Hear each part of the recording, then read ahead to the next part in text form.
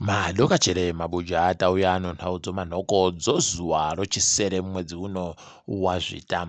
Watsigiri mubato weMDC Alliance pasi rese wari kuita kupembera idi wakwanisa kusvitsa mari inoita 120 ozviuru zvomari yokuAmerica yawaisimudza padandemutande kuti wagotenge motika inodzivirira mabara yokupa yaChamisa kuti waseenzese. Ipapa zvatoita kuti vanhuwo ZANU-PF wavhunduke nokuti wanga waribewo zviringira kuti zvichaitika. Wakutanga kureketa kuti mutemo wenyika unobvumira ba kuti vanhu vamatongerwo enyika wapuwe mari kana kupuwa rutsigiro nevanhu vari kunze. Ipapa heno kuti zvichaitwa sei, asi vazhinji vagotoreketa kuti kana zvireva kuti motikari ichatotengiwa ichibva yandopuwa chero munhu yozoendesiwa hayo kunoseenzesiwa nayaChamisa ndo zvichatoitika. Tamirira kuona kuti zvichatekaira sei, tichange tichigokunyepai pozvinenge zviri kuburikapo. Wamunangagwanyasi wangu wari kuenda kuoparura dzimwe dzimba dzokurara dzinogara vanhu dzoInkosi Lodge kuVictoria Falls. Ipapa watorwadzisa vazhinji vachiti kokonai mukuru wenyika achigoramba achindoita zvinhu zvokuenda koparura egani hui kutumirawo makurukota ache, nokuti iye mutungamiri wenyika anofanira kunge ari kundopuwa basi zvinhu zvinenge zvaitika nemakurukota ache. Heno mabi angu kuti munozvionawo sei, chedu kuramba tichindokunyepai zvinenge zviri kuitikazvo. Hurumende yagonzi nevanhu vanoringana zvekodzero dzevanhu yakuda kunyanya kuita kunge hurumende yenguva yehondo, nokutoti ipapa iri kuda kutotora kunyange nemutemo yaiseenzesiwa makore ekuma 1960 kuti iite zviri kuida kuitika izvezvi. Pano mutemo unonzi PVO bill uripo izvezvi uda kuendesiwa kudare reparamende, wari kuda kuringira kuti ugorambidza mapato nevanhu vanoita zvakasiyana-siyana vanomasangano akazvimirira egani kuti waite kupfarima. Idi zvakatooma heno kuti wachapfumvura chere wanhuwa kana mutemo uyu ukaisiwa, asi zviri kutorwadza vazhinji. Vazhinji wagobvunza kuti chii chasiyana manje zviri kuitiwa nehurumende yedu pabodzi pono zvaiitiwa nehurumende yenguva yehondo. Heno ticharamba tichiringa. Iyo hurumende yedu yagoti iyo munzvimbo dzinokwirwa mabhazi mumagutamu yakuda kugototi itoise nzvimbo dzokuti vanhu vagobayiwe kamushongakodzi wamupengo. Kwaya anenge aripo kutobayiwa kamushongakodzi wamupengo anenge achibvumiwa bagokwira mumabhazi kana kachinge kana nzvimbo dzichinge dzaisiwa. Heno mabi angu kuti zvichaita kuti vazhinji wapone chere kana kuti vazhinji vanenge kuramba vachindokuwara. Ticharamba tichiringa hedu tichigokunyepai zvinenge zviri kuitikazvo.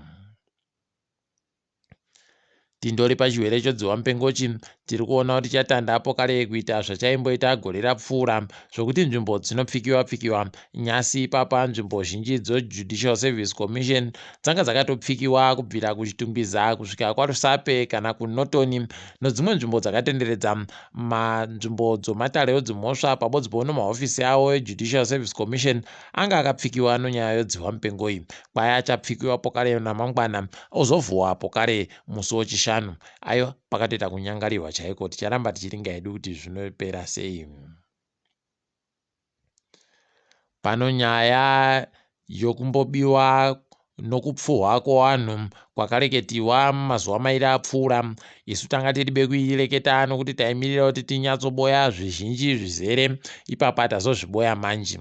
Ipapa kuri kuburika nyaya, asi nyaya yacho inohwangwadza vazhinji dziri kuramba dzindovhurika dzokuti vazhinji vari kusaya kuti kosei zviri kudaro. Kuri kunzi iye anonzi Joseph neMaisa akapfura vanhu 3 wanga wakapakata wachida kuuraya nomhuri yache. Heno kuti chokwadi chere kuti ndo zvakaitika kana kuti kwete, asi iye agoreketa kuti akawapfura wese mubodzi. Iye wanga watori nopfuti yo AK pabodzi pono dzimwe pfuti, asi kuno wairi wavo wagotiza. Nyasi pagoburika kuti 3 wacho wanga wari masoja. Pano musoja mubodzi asungiwa wokukomando, poita vamwe 2 masoja wakatopfuhwa wakatopfa. Ipapa heno mabi angu kuti zvichadini, asi kuri kunzi kwaboeka dzimwe pfuti 2 kumabharaki omasojayo. Idi mabi angu kana chiri chokwadi aiwa tinoti akakona, asi kana paribe chokwadi ipapa munhu anorohwa, but tichazviboya hedu zvichaburika pachena. Wanochengeta mhuka woZimparks kwai wagobatana neAfrican Wildlife Foundation kuti waedze kuramba wachichengeta mhuka dzinogara mumheda morwizi hwozambezi. Izvi tinozvikudza tichiti zvienderere mberi.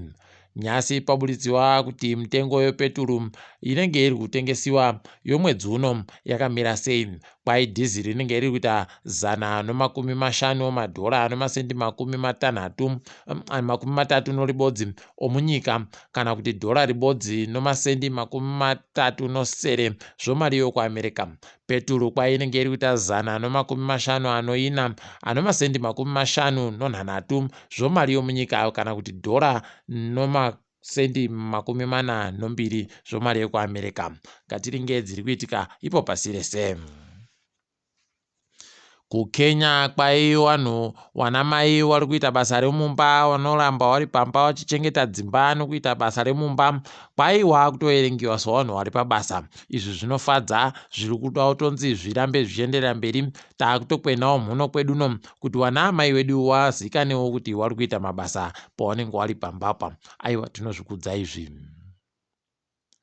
Kwai kuno vanhu wakatiza mujere kuNigeria wazobatiwa wanosvika 20 nomubodzi. Idi zvakatooma kuNigeria wari kuramba wachindotiza mumajere. Tinoimba kuti wachakona kuwabata wese. Kuna vamwe varairidzi pachikoro chofundo yepamusoro choHassan yokuMorocco waendesiwa kudare rodzimhosva nonyaya yokuti waita zvokubhinya wabvana wavanofundisa wachiti wawape mamaki akawanda. Idi zvakatooma, zvinotonyadzisa. Wanosaya hunhu warumewa, dai wakatopfigirwa mujeri chaizvo zvisvino. Kwai waIsraeri wagoreketaiwo kuti waakutobaya kamushonga kodziwa mupengo kochina chaiko, zvokuti anenge ari boka kabayiwa kochina akutofananidziwa nemunhu aribe kana kumbobayiwa. Idi mabi angu, awa wazonyanyawo kuita bau rakanyanyitsa. Dai wamboita kudipfama kuti tese titange tambobayiwawo zviite zviri nani. Boris Johnson agoisiwa pamushishi nokuda kwomafaro agoita. Wakagoita zvawo mhemberero mugore rapfuura mumwedzi uno, izvo zvagoburika pachena nyasi mazuva mairi apfuura. Zviri kutorwadza mabi angu. Vanhu vazhinji vagoreketa kuti tese tatakapfikirwa, iwe hwii kuita zvawaireketa. Idi zvakatooma, dai akagopfikirwa. Tiri munyaya dzemafarodzi, mutungamiri wehurumende yokuFinland ana makore 33 kwai agokumbira ruregerero kuti agoenda kubhawa, akaenda achekojibirika nokutamba munjekure kusvikira nguva dzorunyanhiriri, apa aida kufonerwa kuti aende mugarandega nokuti anga akabatana nomumwe anga anodzihwa mupengo. Idi zvakatooma wabi yedu, asi tiri ipapo zvedu. Kwanyasi tagumira pano. Ndini wenyu MhanduweWeNhau.